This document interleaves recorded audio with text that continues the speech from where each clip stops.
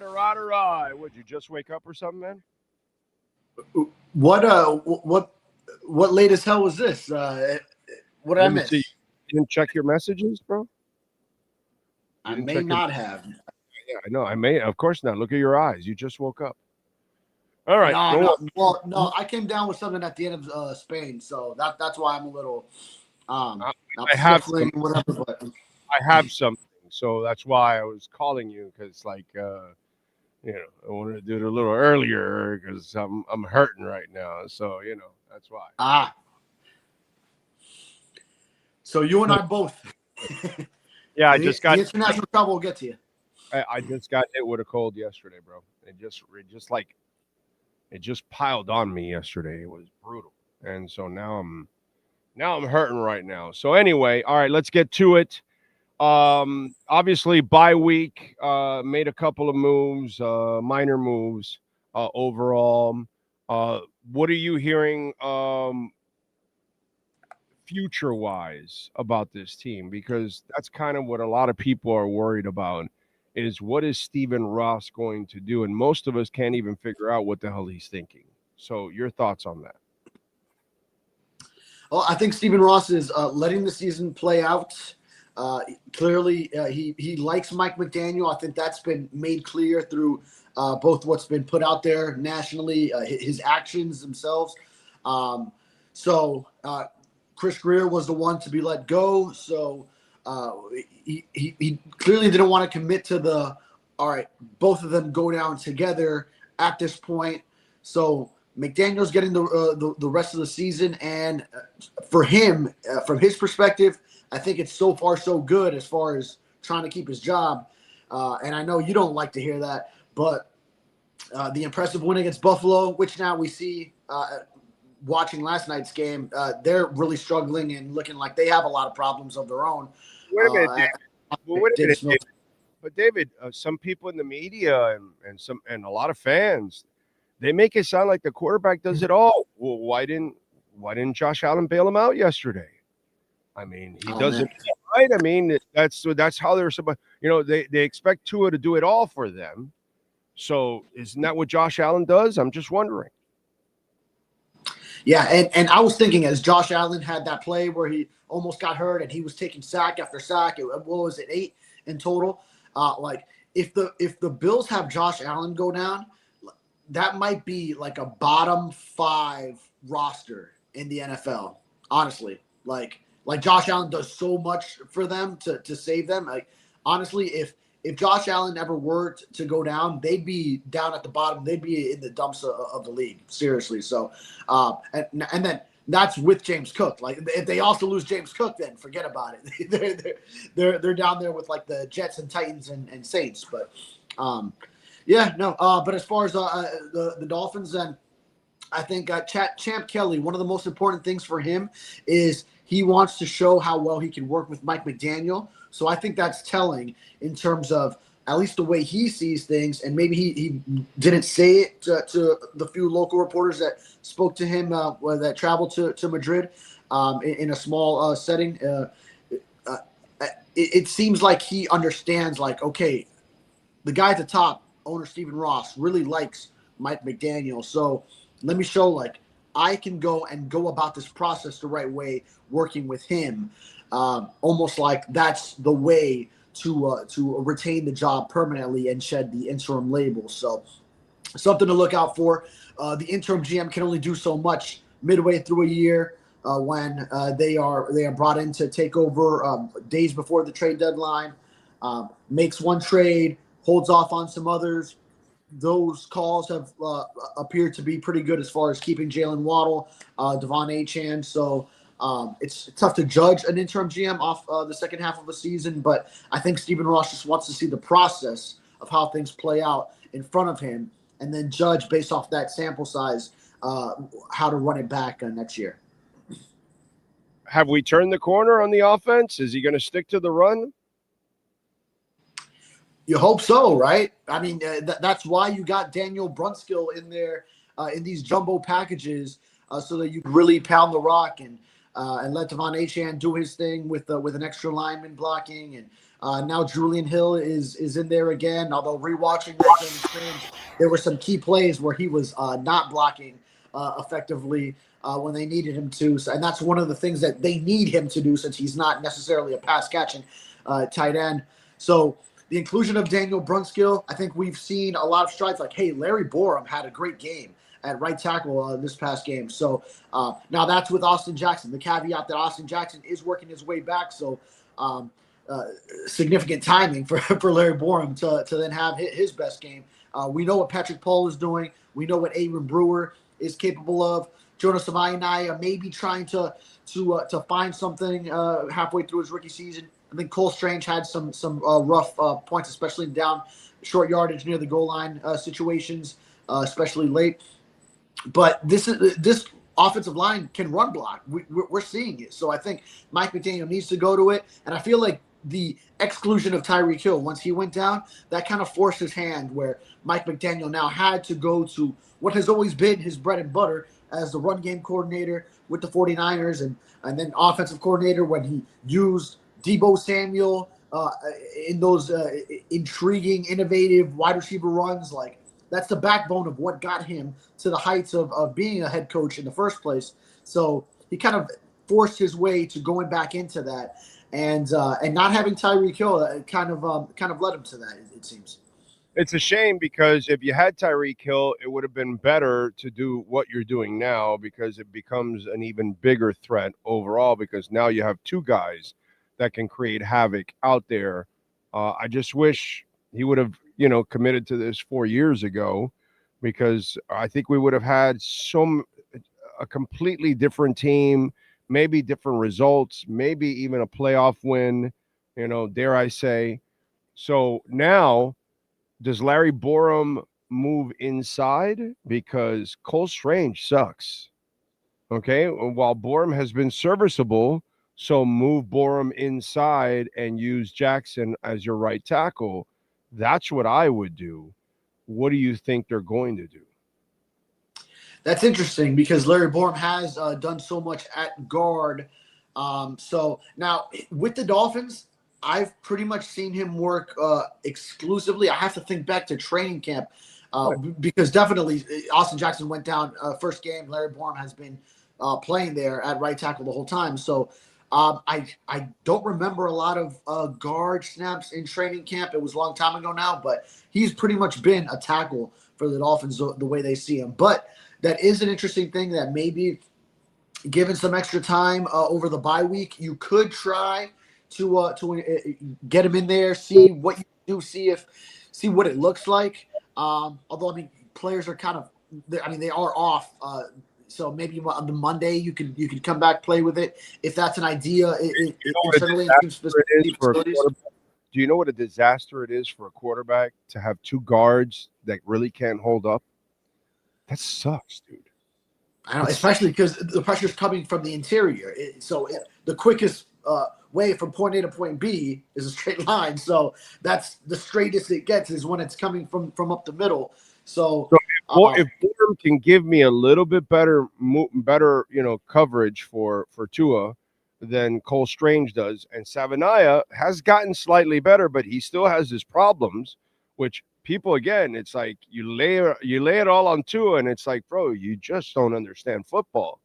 And if your guards are weak, which the guards are weak, it just creates, it's just like I hear people, if he can't get past his first read, he doesn't have time to get past his first read. It's like it's just some stupid shit that is said out there, and you're not watching. It's like the kid is pressured constantly, so he has 2 seconds to throw, and it just in 2 seconds you snap, and as you plant, the 2 seconds are up already, dude. And you see other guys that they're standing out there for 3 or 4 seconds. Tua never has that shit. So he has to go through his first read and barely get to his second because he just doesn't have enough time. And if you don't have guards that can actually stop the people in the middle, then it just becomes impossible for any quarterback. Even for Josh Allen, it becomes impossible. And he's a mobile guy. An immobile guy is dead in the water. And so to me, if Larry Borum is a better player than Cole Strange, then it's a no-brainer that you move him inside. That's all. I need to give my quarterback more time to pass the ball. And this guy has lived under duress for 4 straight years, dude. 4 straight years. Yeah. It's just a matter of the continuity of the offensive line, which I think coaches are big on, is that if you've had a guy working at tackle, then even though he has experience in guard, I think maybe they would only want to put him in that position if it were like an in-game situation where you were forced into playing him at guard. So I think they've kind of like settled on him at tackle.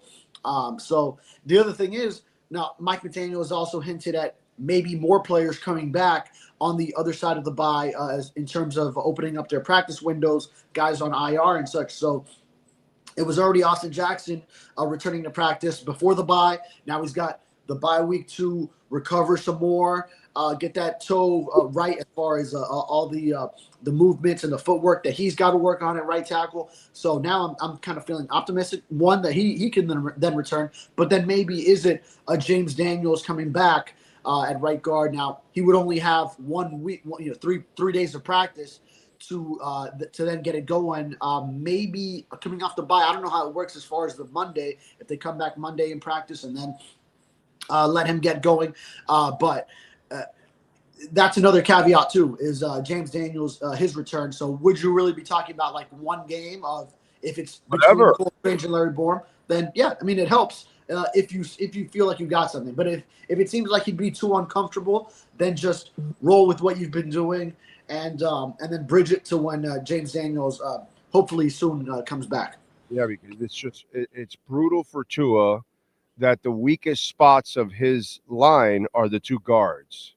It's just like, dude, that's just that's a recipe for disaster, is what it is. And unfortunately that just doesn't fly for a kid like that. And but he's been used to it. Tua's been used to it. Like you said, he gets the ball out fast, brother. I understand that, but that doesn't make it right. You know what I mean? Just right. Put him in that position, and he has excelled where he's led the league in yards and touchdowns and completion percentage. He's been in the MVP conversation. This is with a shitty coach, a shitty offensive line, no dedication to the running game, inconsistent receivers, no tight end, barely ever involved, only 1 year where they got him involved in 3/4 of the season. These are things that just hurt your quarterback constantly. And when you look around the league, you see other guys that have an offensive line, have a tight end constantly, have receivers and know what the hell they're doing. They're organized. They're getting plays in on time. All the kind of stuff that helps your quarterback actually like succeed. We don't do those things here, and that's why under almost 4 years now, that's what's unfair to the kid, dude. I mean, you think Tannehill could survive in those 4 years? He would have never, ever come close to doing what this kid has done in the 4 years. He's not going to lead the league in touchdowns or in yards or in completion percentage. That's the part that people don't spin it the other way, that in spite of all this shit that he has to deal with, he's actually done pretty damn good considering the crap that he has to deal with. And so to me, that's why I would put Larry Borom in there. Make life easy for your quarterback, dude. Don't make it harder for him. And Cole Strange makes it harder for him. Yeah, I'm with you. No, Tua's had a lot to overcome from the head coach he started with that wanted to tear him down to the offensive line. He's been the receiving core that he started with before. So much. For a head coach to hate you so much to start you against the Rams, bro, that's some evil shit right there, dude. That is evil shit right there. That you saved it to the Rams game, and that's when you wanted to start him against that defensive line with that offensive line. That's offensive. That's setting up your young quarterback to fail. And I think they won that game. They won that game off the defense. And Andrew Van Ginkel had a defensive touchdown. Did they also score on special teams? I'm not sure. I remember they won that game. I remember they won game, and it's just like it's ridiculous, man. It really is. Yeah. But it is what it is. All right. Was it a fumble? Tua's first snap was a fumble as a starter? Either fumble or a takeaway of some sort. Yeah, I think so. From what I recall. Yeah. The pandemic was a wild time. That was a wild time when you think about it. All right, what do you got going on in the Sentinel during the bye week? Yeah, actually, taking it easy over the weekend, but I did just write something on Jordan Brooks. How he's leading the league in tackles, had that big 20 tackle performance. So I thought it was a good time, especially on the bye week.